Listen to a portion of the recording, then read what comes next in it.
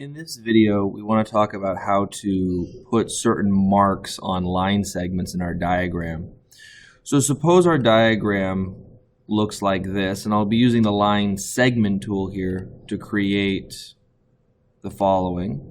Let's say we have two parallel lines of different length, and they crisscross in the middle here. And so we have the following diagram. The assumption here is that AB, that's the top segment, is parallel to CD. So what we're going to do is we're going to click on AB, and you can see over here on the left, F is highlighted. So I can either right click here and go to Properties, or I can right click on the exact segment and go to Properties.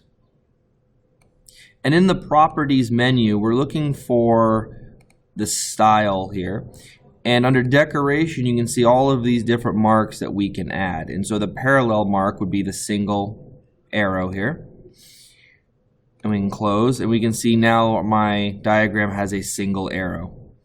If I want the line CD, line segment CD, to also be parallel, I'm going to add a single arrow here.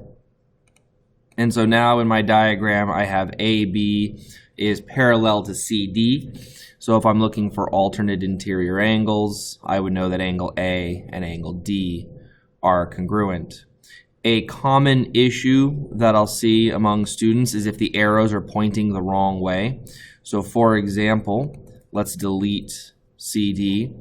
If I clicked from A to B, and then when I came down here, I went the opposite direction from D to C, if I try to add arrows now, the arrow will be pointing in the opposite direction. We don't really want that. So make sure when you're creating your segments that you're going from left to right on both of them, or vice versa.